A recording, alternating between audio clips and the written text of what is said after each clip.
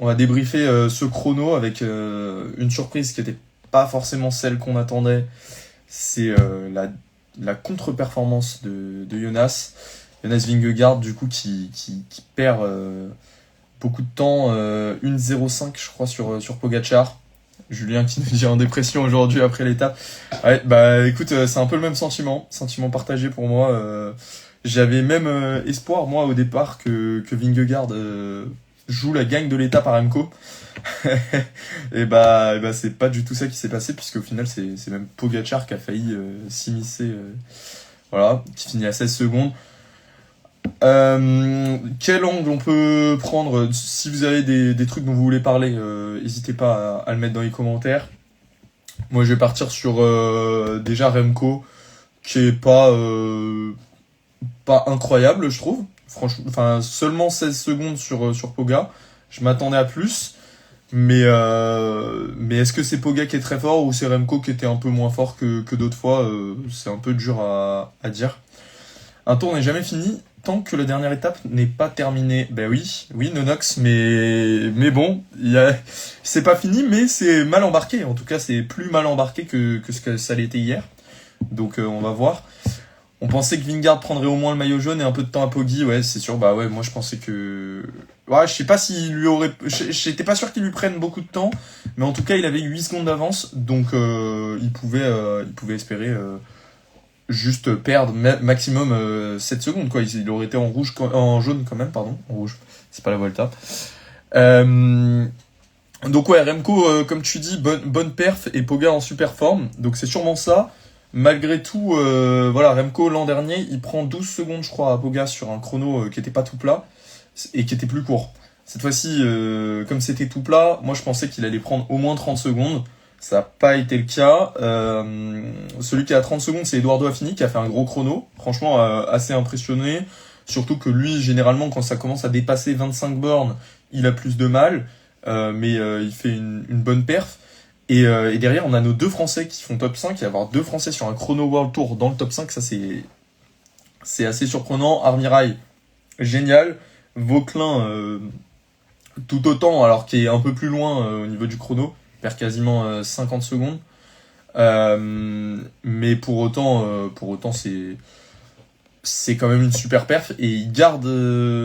il garde ou pas? Non, je vérifie. Non, il perd le maillot blanc pour 17 secondes. Donc il reste quand même à porter, voilà, au classement général. C'est un bon classement pour lui, puisqu'il est sur le podium, hein, tout simplement. Je suis désolé Julien, mais c'est que les membres de la chaîne qui viennent participer au live. Mais si tu veux continuer de mettre des commentaires, c'est avec plaisir. Et je répondrai à tous tes interrogations, tous les sujets que tu veux proposer. Donc voilà, qui est-ce qu'on a d'autre? On a Lipovitz qui rebondit super bien après sa contre-performance, on va dire hier, hein, où il perdait une cinquantaine de secondes. Il était même pas dans le deuxième groupe où il y avait les Van Aert et autres, il me semble. Mais aujourd'hui, très gros chrono, surtout très bonne deuxième partie de chrono. Et puis après, voilà, Ivan Romeo, bonne performance. Almeida, j'avais l'impression qu'il démarrait super mal ce chrono, mais qui finit plutôt bien. Pareil pour Jorgensen. Roglic qui au final, voilà, qui est un peu en dedans par rapport à ce qu'on pouvait attendre, mais c'est à l'image de son début de Tour de France qui est assez moyen, mais qui du coup reste là, on va dire tapis dans l'ombre, pas si loin, mais qui perd du temps un peu à chaque fois. Donc petit à petit, ça commence à faire un bon, enfin une bonne distance par rapport au premier du général. Donc on verra, mais bon, un chrono on dira qui est un peu encourageant. Et donc Jonas Vingegaard 13ème, on en a parlé. C'est compliqué, c'est surtout inquiétant pour la suite. Parce que comme ça a été dit dans le chat, je sais plus qui l'a dit, mais la montagne n'a pas encore commencé. Donc voilà, on peut voir ça d'un bon œil. Moi, je le vois plutôt d'un mauvais œil que Vingegaard soit déjà entre guillemets largué, hein, parce qu'il est qu'à 1 minute 13. Mais déjà largué avant la montagne, ça me paraît assez inquiétant.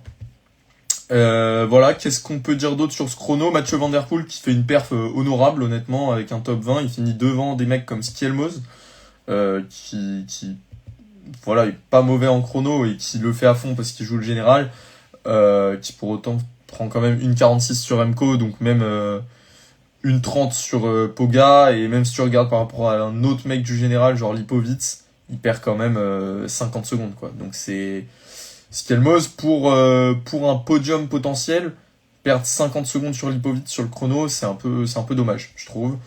O'Connor, bon chrono par rapport à ses standards et par rapport à la chute d'il y a quelques jours, et on sait qu'il est pas forcément au top de sa forme du coup. Et puis voilà, je pense que c'est tout. Je sais pas, il y a Enric Mas qui perd vraiment beaucoup de temps, quasiment 3 minutes. Pareil pour Félix Gall. Voilà, après Mas, il avait bien géré sa première semaine, donc, donc voilà, c'est du temps. On savait qu'il allait le perdre sur le chrono. Il avait gagné déjà du temps dans la première semaine sur d'autres concurrents, donc finalement, on va dire que c'est quand même un bon début de tour pour lui.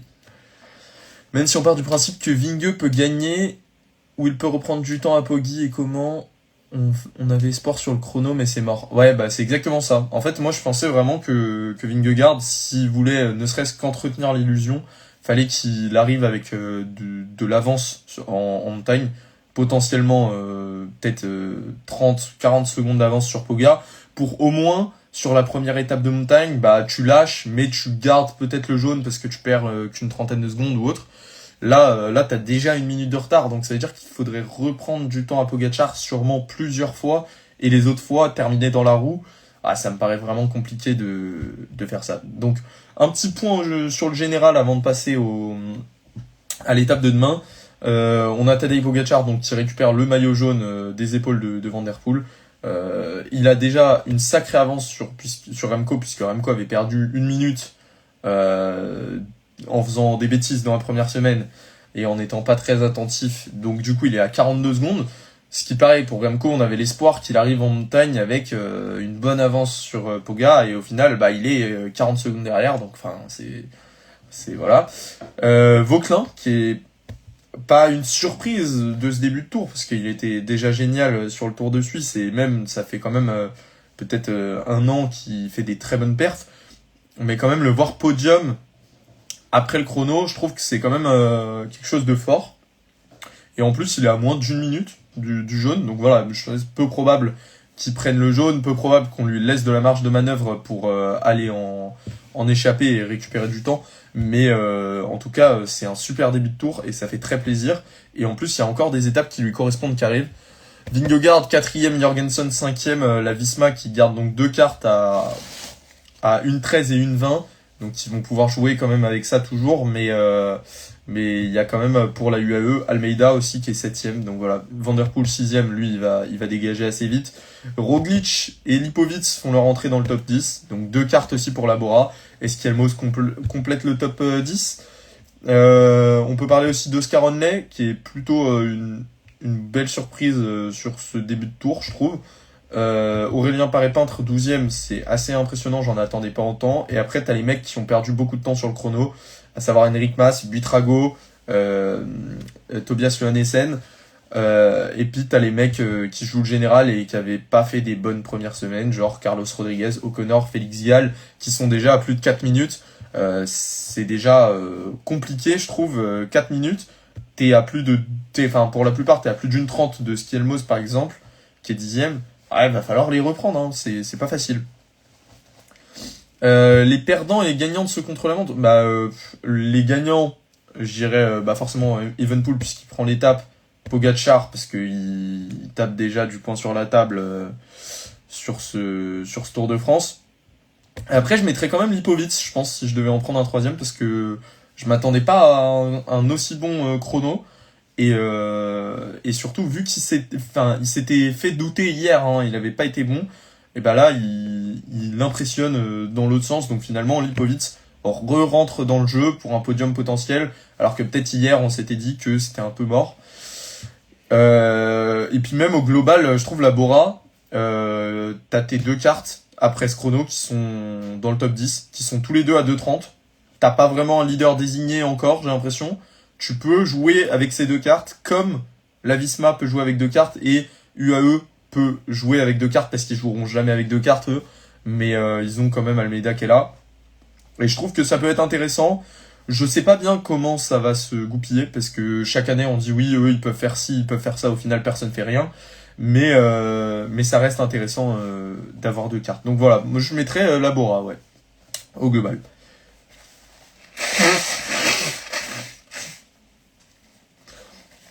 Hop. Donc voilà, on va pouvoir passer à l'étape de demain, je pense. Sauf s'il y a encore des choses à dire. Mais je pense qu'on a fait le tour, grosso modo, de ce chrono. Hein. C'est un chrono, c'est assez vite expliqué. Et demain, on a donc l'étape... attention, hop. L'étape qui va de Bayeux à Vire-Normandie. Et qui va finir donc avec, quand même, encore une fois, une arrivée pour puncher type Pogacar. Donc à voir si c'est une étape que la UAE va rendre difficile comme ils ont fait hier. Je pense que c'est le scénario de course qui est attendu. Hein. On va avoir les Narvaez, les Wellens, etc. qui vont sûrement envoyer du lourd. Peut-être même dès la côte de Mortain, qui est à quand même 60 et quelques kilomètres de l'arrivée. Sûrement dans la côte suivante. Et après, à partir de la côte de Saint-Michel, ça va s'envoyer sévère. On a dans les 10 derniers kilomètres 2 ascensions. La côte de Vaudry et puis la côte de l'arrivée dont je connais pas le nom. Ça va être du lourd. Est-ce qu'on va revoir exactement les mêmes cartes que ce qu'on a vu sur l'étape 4 et sur l'étape 2? Probablement en fait, hein, parce que qui n'a pas performé sur ces étapes-là et va venir s'interposer, c'est compliqué. Alors on aura donc forcément, si on refait la liste, Pogacar qui est favori 5 étoiles pour demain. Van der Poel, s'il est en grande forme, à voir, parce que ça m'a l'air plus dur que l'étape 4. Donc sur l'étape 4 il est passé, mais il n'a pas gagné. Et là, ça arrive entre guillemets au sommet de la côte et non pas sur du plat comme à l'étape 4. La dernière côte, après, c'est du 7-8%. Ça va pas être insurmontable pour Van der Poel, je pense. Je pense qu'il peut être là et il fait partie des favoris de l'étape quand même. Vingegaard, si il est en forme comme sur le chrono, ça va être un peu la merde. Par contre, s'il est en forme comme à l'étape 4, ça serait génial. Et après, on a les cartes avec notamment les Français, Romain Grégoire, Vauquelin, notamment, qui sont nos deux grosses cartes.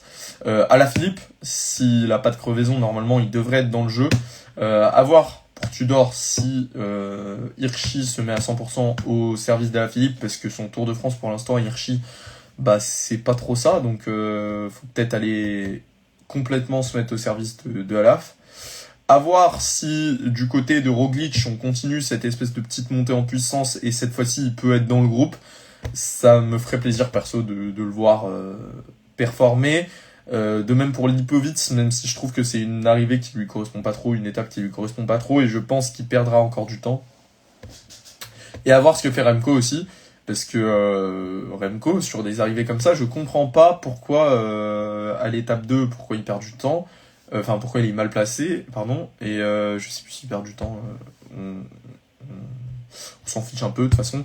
À l'étape 4, il se mêle à peine au sprint, il n'est pas acteur de la course. Donc voilà. Si vous avez d'autres noms, n'hésitez pas à me le dire. On a Stielmoz aussi qui peut peut-être avoir une carte sur quelque chose comme ça, mais qui était un peu juste sur l'étape 4. Un peu juste comme Grégoire et Vauquelin. Donc faudra voir si ces trois-là arrivent à fausser compagnie au groupe, on va dire des 8 probablement, non même des 6 plutôt, pardon, avec Pogacar, Vingegaard, Almeida, Evenepoel, Jorgensen et Van der Poel. Ça fait... Wow, je me suis perdu. Pogacar, Van der Poel, Vingegaard, Almeida, Jorgensen, Evenepoel, ça fait 6. Et on a Oscar Onley aussi qui est dans la même veine avec Grégoire, avec Vauquelin, avec Stielmoz aussi, voilà. Deux coureurs qui peuvent peut-être venir dans le groupe, arriver, aller à 10-11 en bas de la dernière côte. Et après, c'est la jambe qui parle. Donc faudra voir un Tobias Haaland aussi, Johannesen, qui peut avoir un mot à dire sur des arrivées comme ça, mais qui me paraît un peu juste sur les premières étapes par rapport au top du gratin. Donc voilà. Je pense que ce sera trop dur encore une fois pour les coureurs à la Axel Laurence et autres. Parce que je pense que UAE fera tout péter encore une fois. Et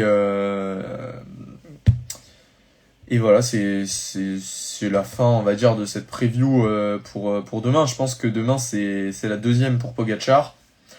J'espère que Van Der Poel ira lui enlever ça.